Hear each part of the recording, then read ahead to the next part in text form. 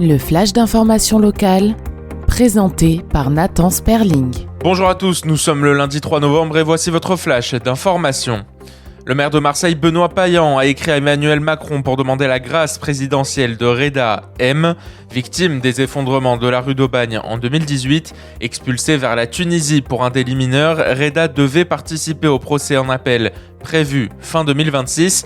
Le maire appelle le président à garantir son retour pour qu'il puisse comparaître comme partie civile. Le collectif du 5 novembre soutient cette demande, dénonçant une situation indigne et inhumaine. Plusieurs parlementaires marseillais de gauche ont également signé un courrier commun à l'Élysée.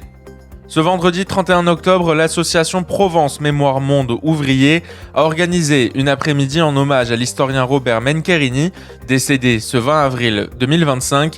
Colette Drogoz, membre de l'association, a témoigné au micro de Rachel Castan ce qu'elle retenait de lui. C'est un universitaire qui ne méprisait pas tous les gens qui pouvaient témoigner du mouvement ouvrier syndical dans sa plus large acception. Il n'était pas, comme le sont malheureusement beaucoup, dans sa tour d'ivoire, et il n'hésitait pas à collaborer et à inciter à collaborer tous les gens qui, de près ou de loin, avaient un rapport avec le monde ouvrier. Et bien sûr, les historiens qui souhaitaient s'intéresser à ce sujet. Différentes tables rondes se sont tenues en l'honneur de cet homme qui s'est particulièrement investi pour la mémoire du camp d'Émile.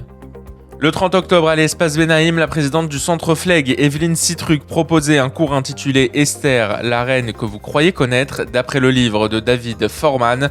Écoutez la présidente du centre Fleg à ce sujet. Je crois que c'est important d'avoir des cours suivis pour faire connaître des parties de la Bible qui sont méconnues. Elles sont connues parce qu'elles ont proposé des fêtes qui sont liées à l'histoire d'Esther, mais est-ce qu'on connaît vraiment l'histoire d'Esther? Et c'est une histoire ancienne, mais qui a des répercussions sur le monde d'aujourd'hui, et c'est très intéressant de regarder un texte ancien avec un regard contemporain. La personnalité d'Esther, qui était reine, quel était son pouvoir, est-ce qu'elle avait un pouvoir politique, ou est-ce qu'elle avait un pouvoir religieux, ou est-ce qu'elle avait pas de pouvoir, et qu'elle a subi l'histoire ou elle l'a faite. Et c'est très important de voir que les personnages féminins dans la Bible, quelquefois bouleversent l'ordre de l'histoire pour remettre quelquefois le peuple juif dans les rails. Des propos recueillis par Magali Barthez. En football, 3 joueurs pourraient incarner le renouveau olympien, Angel Gomez, Sidié Ganrailé et Amir Murillo. Leur complicité sur le terrain a redonné un peu de confiance à l'équipe malgré des prestations encore inégales. Gomez commence à trouver ses marques et Ganrailé s'impose en défense et Murillo retrouve de la solidité de son côté. L'OM espère maintenant défier l'Atalanta mercredi en Ligue Europa et confirmer dès samedi face à Brest. Toute l'équipe de Radio JM rend hommage à David Selam, animateur de l'émission de l'organisation sioniste mondiale et fidèle de Radio JM qui nous a quittés hier matin. Il a été un grand militant de notre communauté et nous pensons à sa famille et à ses proches en ces heures difficiles. Charles Coste, champion olympique de cyclisme sur piste à Londres en 1948, est décédé à 101 ans. Il avait remporté l'or en poursuite par équipe avant de devenir coureur professionnel. En 2024, il a transmis la flamme olympique lors de la cérémonie d'ouverture à Paris avec Teddy Riner et Marie-Josée Pérec. Il était le doyen mondial des champions olympiques. Au sud, il y fait bon vivre. Les habitants de la région sud se disent à 91% attachés à leur territoire selon un sondage IFOP, plaçant la région juste derrière la Bretagne. Avec 61% de satisfaction, Renaud Muselier figure parmi les présidents de région les mieux évalués de France.